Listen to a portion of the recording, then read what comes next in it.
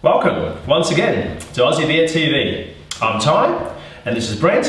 And what's with the hat, mate? That's kind of weird, isn't it? You look like someone out of the village. Or Bonanza, maybe? Bonanza? Is that the look you were going for? You noticed the hat, did you? I did notice it, mate. No, how could I not? The hat, the horse, the snake, this thing over here. This weird thing here that we bought from some strange source. Good reason, Brent. Today we're doing actually an international beer, an American beer from the American Wild West. Wow. Hence the hat. Actually, I might just take that off. Take it off, mate. Yeah. Just there. Yeah. So we're doing a beer from the Sierra Nevada Brewing Company. Fantastic. Their pale ale. Yep. Which I've tried before. You've tried before? 8-9 years ago at a hockey game in San Jose, California. So the San Jose Sharks win a game. The guy I went with said, "You've got to try this beer." Over there they sell some craft beers at sporting events as well, which is pretty unique. We don't do that here in Australia. He said, "You've got to try this beer, Sierra Nevada Pale Ale." Yep. I did. I loved it, and I think it's great now that we get a chance to review it. Mate, I can't wait to try this beer. Considered one of the premier craft breweries in the States. Started back in about 1980. Okay, 30 years ago. 30 years ago, a couple of guys.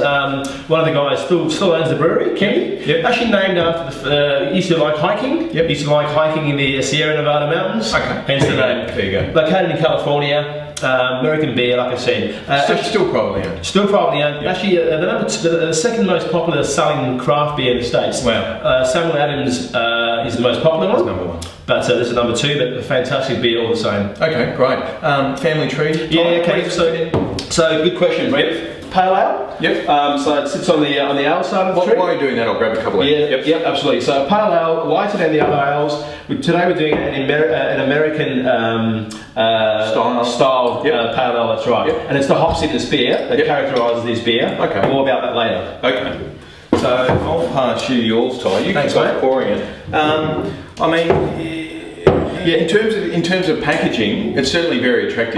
Look at the colour of those bottles. I mean, it's fantastic. You got the Western style sort of graphics and artwork. It's a good looking beer. Nice looking stubby. And as you say, talking about good looking beers, I mean, it's pouring. I've mucked that up a little bit, but you keep pouring yours, and I'll grab out this little white background that we've got here, and hopefully you can see this at home. But in terms of appearance time, I mean, we're talking copper, gold. I mean, it looks great, doesn't it? All those bubbles sort of coming through. Big sort of head there. Nice pillowy head, you're right. Yeah. No, it's a good looking beer. No, it's great. Yep. So let's get into it. Now, this beer is famous for the way it smells, mate. The aroma is just absolutely superb. Now, I think you can definitely smell that. Oh, it's a big sort of citrus. Yeah, absolutely. Yeah, you take a big whiff of this beer, and you can sit here and smell this beer for ages. We won't, but it smells great.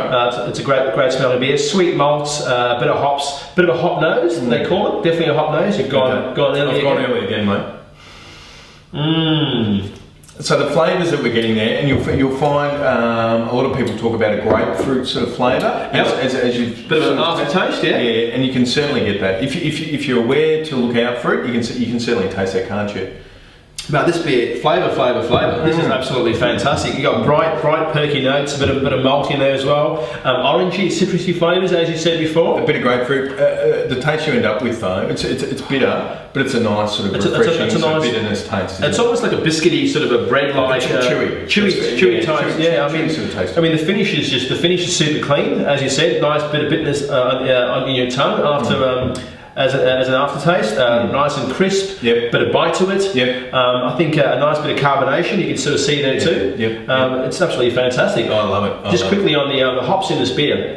Cascade hops. These hops kind of characterise the American style pale ales. Very, very popular. Started off in the US. The only other place that's grown, I know what you're going to say, nothing to do with Cascade Brewery. Funny enough, that Cascade premium hops goes into this beer. Only other place that's grown is in Tasmania. Also used coincidence. Characterises these American style pale ales. The hops give it a lot of flavour, that fruity, citrusy, grapefruit taste. Also used in the Little Creatures pale ale in Australia. Actually, it's interesting. I can sort of taste some similarities there. Just faintly. Nothing too big. Overall, Ty, what do you reckon? Look, a fantastic beer. You can drink this all day, all night. I think it'd be great with spicy food. Those sort of flavours would cut through all that sort of spiciness. A bit of seafood with a bit of chilli through it. A summer's day, a couple of these beers, even a 6-pack, you're away. Look, I think Brent, me and my hat. I think this beer tastes as good as it smells, which is unbelievable. You can, which is as good as it looks. Look, it's a great representation of an American pale ale.